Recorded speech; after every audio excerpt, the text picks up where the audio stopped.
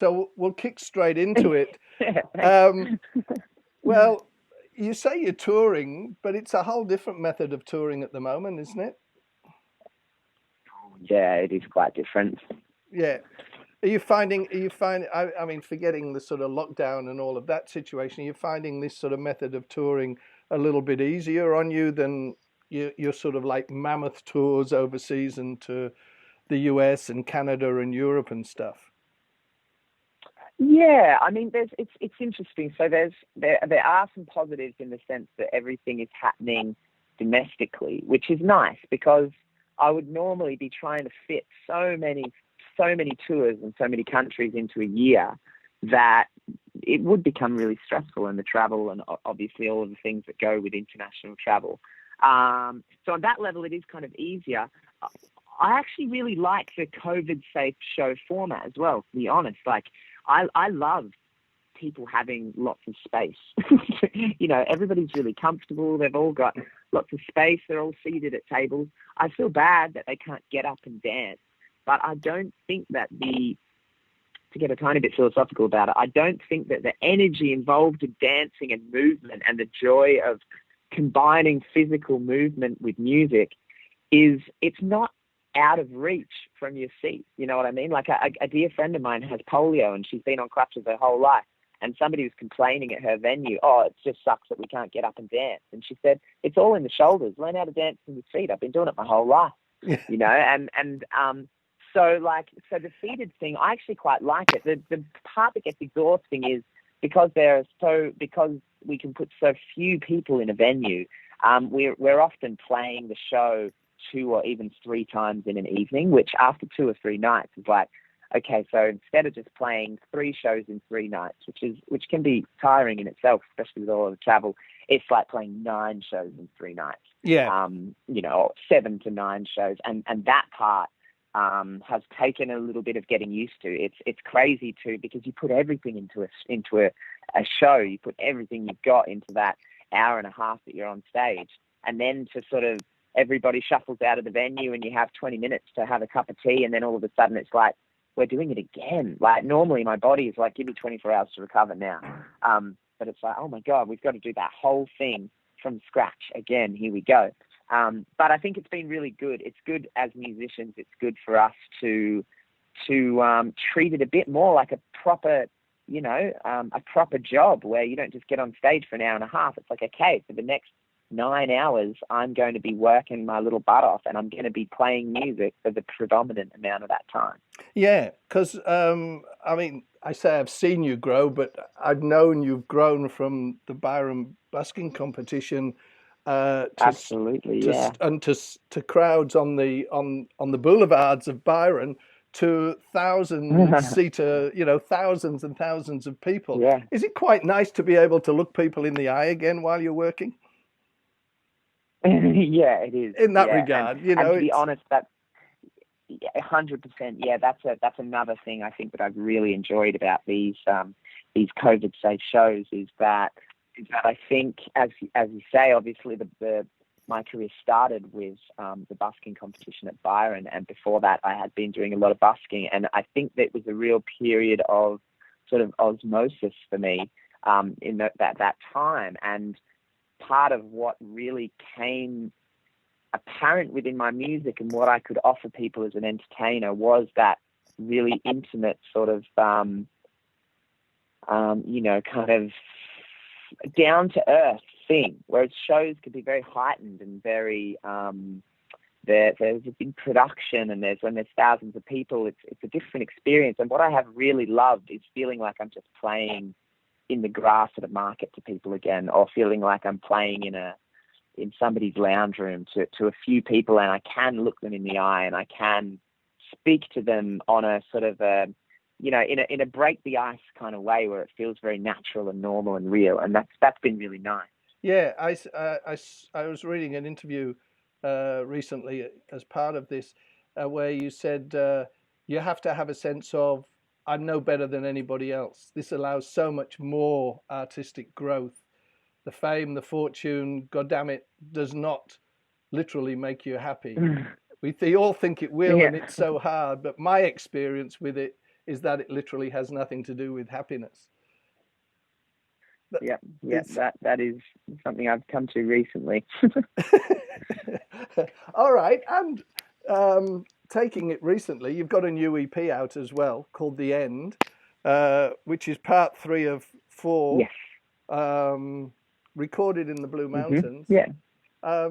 You've had the luxury of recording all over the world. Why did you choose the Blue Mountains for this part? Well, within this kind of 4 EP concept, I was going to pick 4 places that were really, really dear to me, and that I wanted to, really sort of commandeer the artistic sort of aesthetic of that music and of that particular quarter of the EP. So I was obviously very keen to have one of the locations in Australia because it's my home. It's my home, Yeah. It's my country of birth, and it's a place that I just love.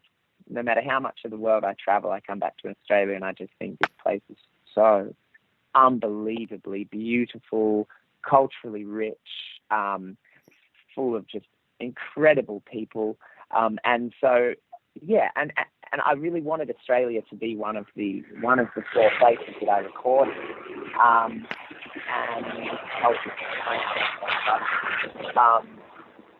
And I don't know why I wanted it to be the Blue Mountains. There are places, Byron, for example, Merimbula, my hometown. There are places that have a lot of history that are really important to me, but something inside of me is really drawn to the Blue Mountains. Almost like I could feel the song trying to pull me to that place to be recorded and to be written. And I don't know, that Bob Dylan lyric, I wish I was on some Australian mountain range. I've got no reason to be there, but I imagine it'd be some kind of change. something like that, you know what I mean? Like I just had this longing to be in the Blue Mountains, and to the music just almost just was calling to be recorded there and to be made there. Sounds so weird because I've never really hung out in the Blue Mountains. Right. I'd never spent time there. So I had all these places that I adored, and I had all of this history, and I had all of these friends and everything. But the Blue Mountains was just somehow sort of insisting on, it was like the music was kind of insisting on being taken there. So I chose to go there and record it. Cool. And one of the songs is particularly sort of poignant to yourself, Out of Love, which you've just recently released. It's a bit of a love song in reverse, isn't it?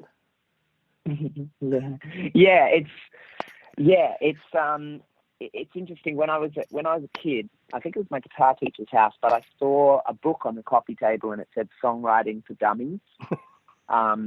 And I looked on the first page, it said the songwriter should always show themselves in a positive light.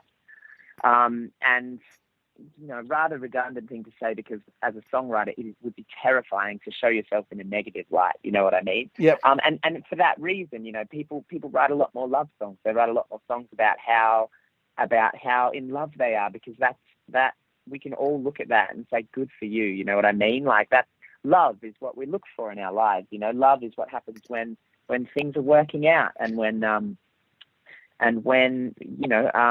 you're sort of on the right path and you're making the right decisions and you're doing the right things by yourself. But the reality of the situation is that we all experience loads of negative emotions and loads of shitty stuff. And in this particular situation, though, I'm not proud of the way I felt. After 7 years in a relationship, I wasn't in love anymore, and it was a brutal thing to take on board and to own. And it was one of the most it was one of the biggest, most important moments of my life. And it wasn't because it was really, really good, but it was because it was such a challenge to rise to that occasion and own the reality of what I was feeling and do the right thing, although it was incredibly difficult. So I just had to write music about it. I had to write songs about it. And that's the one that kind of, out of all of the tragic songs, that's the one that made the cut. You're not meant to laugh when you say the word tragic. It's insanely optimistic view on life. Not much I can do about it. Did you find though that once it was over, it was like a whole cathartic situation? You went, cool, I can do. I've done that. Move on. I really did, yeah, I really did, and it probably allows me to laugh about it a bit now. I